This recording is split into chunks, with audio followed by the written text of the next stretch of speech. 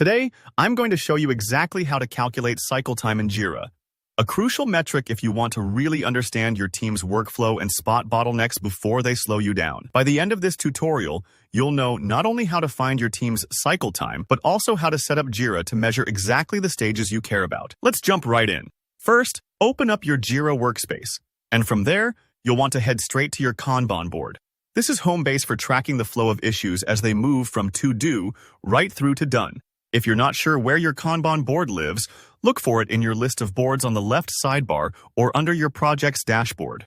Remember, you'll need to have permissions to access the board, so if you run into trouble here, check with your Jira admin. Once you're on your Kanban board, take a look over at the left-hand sidebar again and find the Reports option. Go ahead and click on that. Reports in Jira are powerful because they take all the granular, day-to-day activities of your team and turn them into concrete data you can use. If you've never used the Reports section before, don't worry. Everything is organized and named clearly, so it's simple to get where you need. Next, from the list of available reports, find and select Control Chart. The control chart is where the magic happens when it comes to understanding cycle time. Think of it as a timeline that shows exactly how long each of your issues is spending in process from the point work starts to completion. This report is invaluable if you want to see not just averages, but also spot outliers or variations in your process.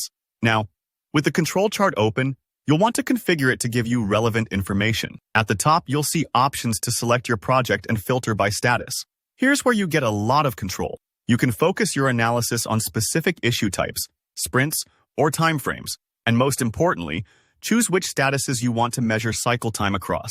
For example, maybe you want to know how long tasks spent specifically from in progress to code review to done, rather than including time in a backlog state. By narrowing down these selections, you're making sure you only measure what really matters to your team, instead of getting a bunch of noise in your report.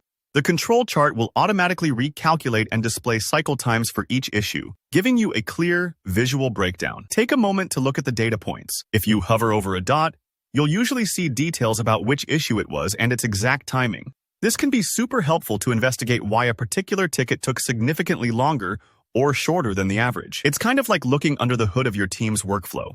If you notice the numbers look off, double-check your status selection. Maybe some statuses don't represent active work, and including them could skew your results. This part might take a few minutes of trial and error, but don't stress. It's all about tweaking the settings so the report fits your team's unique process. And that's really all there is to it. Calculating and understanding cycle time in Jira is a fantastic way to uncover hidden inefficiencies and start conversations about where improvements can be made. If this tutorial helped you get your Jira cycle time report up and running, be sure to give the video a thumbs up and let me know in the comments if you have any questions.